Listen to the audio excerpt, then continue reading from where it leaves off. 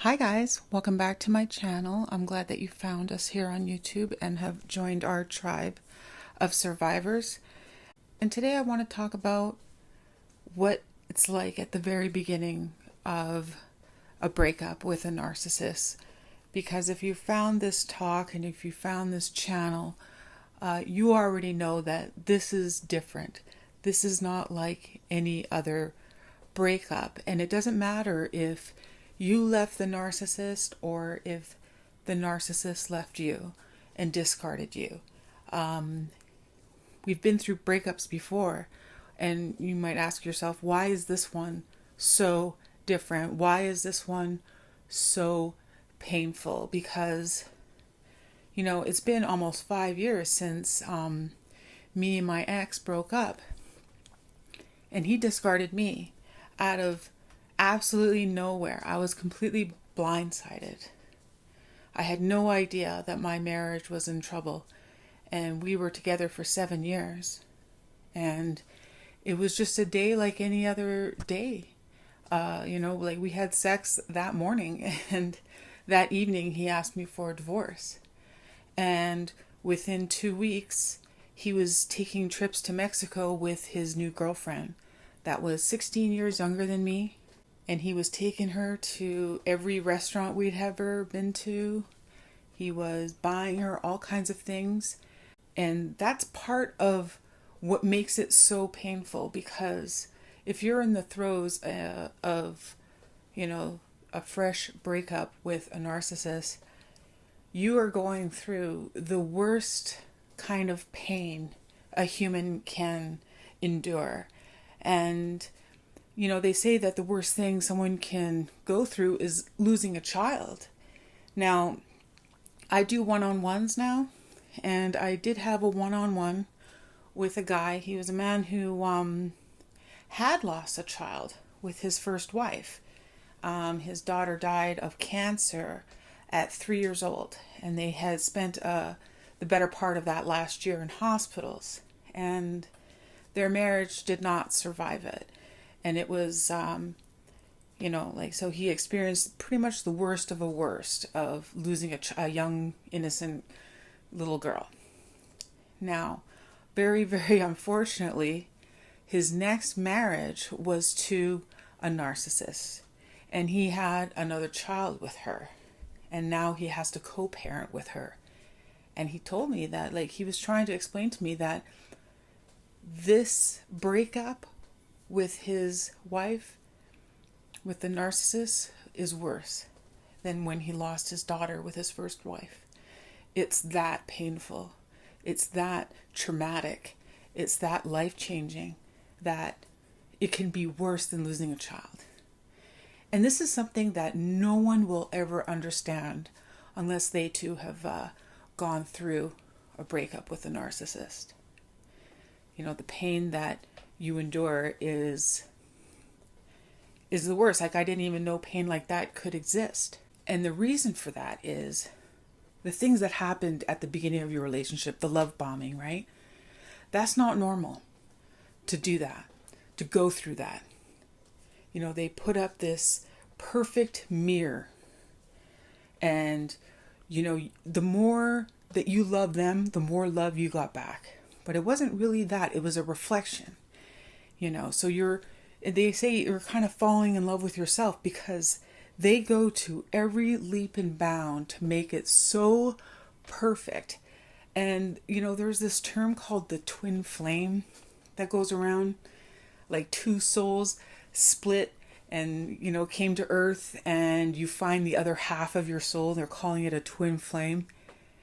And the narcissist is almost going to use this to make it seem like you're the most perfect soulmate, you're the most perfect couple, like it's me, you, and the world. The love bombing stage they make it so intense, almost like getting you hooked on a drug.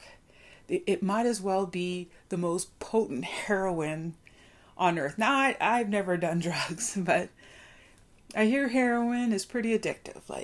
So if I'm going to say compare the love bombing stage to any drug, I would use that one, I guess. And that's part of why this breakup is so bad. Because the withdrawals from the love bombing stage, and you know what it feels like, it would be so painful. And what makes it even more painful is that you are witnessing the narcissist love bombing somebody else. And it's going to happen right away. And I mean right away. Now, some narcissists will cheat on you and have that supply already lined up, or they're going to keep it hidden from you. And they won't waste not a day to jump right into it and blast it all over social media. And you're meant to witness the love that you once had given to you. You have to now witness it being given to someone else. And yet it's even worse than that. It is the withdrawal that you're getting and going through, the pain of no longer having that love on top of that. And it's even worse than that, because usually at the end of the relationship, there is the gaslighting and the devaluing. And then all of a sudden you're reflecting on every sacrifice that you made at the end of the relationship, just trying to get another hit of that love bombing that you once got. And then not getting it no matter what you did. And then watching them give it to somebody else. And so it's this huge combination of everything that goes on right when the relationship ends. And it is so painful. I've actually had someone tell me it was worse than losing a child. I mean, crying doesn't seem to cease. I don't know. Like, I didn't work, at a job that I had to go to every day. And thank God I didn't, because I wouldn't have been able to work. I was so distraught. I was having to witness my marriage being crumbled before me, and not even just that. Every time I went online during that time, I had to almost look at another photo album of everything that we did, but with his new supply in the place of me. It was lockstep with everything that went on in our marriage. Every date, every hike, every road trip, every gift that was bought for me, every dinner. It was so unbelievable that how can that be where I'm in a fetal position on my living room floor, crying, thinking my world is ended, and yet in that same moment he is off rehashing the beginning of our relationship with someone else, step by step, as if nothing ever happened, as if I never existed. And when you're in that moment at the beginning, it's really hard to get other people to really understand how bad it really is. And that's a lot of times why you guys are here. You're on YouTube and you're trying to figure out what is going on, because it's not supposed to be this bad. It's not supposed to feel this bad. And you might have known they were a narcissist, or you might be finding out they're a narcissist, what kind of narcissist they were. Like, mine was very covert, he was very, he never yelled or cheated or did anything wrong to me, but his toxicity was done in other ways, like things like getting me to quit my job so we could run a business together, but the business had actually nothing to do with me. I was just supposed to be a worker for him so he could be successful. But it was under the cloak that we were in this together, and we weren't. But, I was so in love, I was willing to do anything. I thought, he had convinced me that it was us against the world. So if you guys are in that same position, I'm here to tell you that you are not crazy. You have the right to be upset about how bad this really is. And the only other people that can really understand it are other people that have gone through a breakup with a narcissist. And it has to be a narcissist, because there's so many different facets to a relationship with them that doesn't happen in other relationships, because you go through breakups before and it's never this bad, right? And it doesn't last this long, and you don't have this obsessive nature about trying to figure out what went wrong. Normal breakups, you get sad, you cry, you get a bottle of wine and you invite your friends over and you just hash it out. And after about a month of going into hermit mode and doing work on yourself, you pick yourself up off the floor and you go dating, right? And how come that's not happening with this breakup? How come you're in so much pain you can't even leave the house, kind of thing, feeling, or you can't work, and like, why is this so bad? And it's because there were a narcissist, and there's things that happened in your relationship that don't happen in any other relationship. The love bombing was not normal. The gaslighting, the stealth abuse that you went through. And it is not normal for someone to break up with someone else and right away be able to do that with another person. Like, they're love bombing somebody else. They're with someone else. They're moving in together. It's moving so fast. But if you remember, it moved that fast when you were with them, and they had you believe that this was a once in a lifetime, connection. And you didn't realize that they did this with absolutely everyone they met, right? You're one link in the chain of a long chain of relationships that they have had and relationships that they're going to have. You spend a lot of time looking for validation to let you know you're not crazy, that it's this bad, and no one can really understand.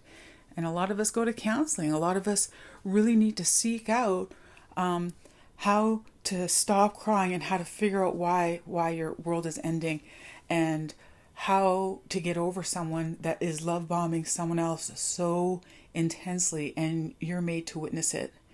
It's like, didn't they get upset? Didn't, a 7-year marriage ended, right?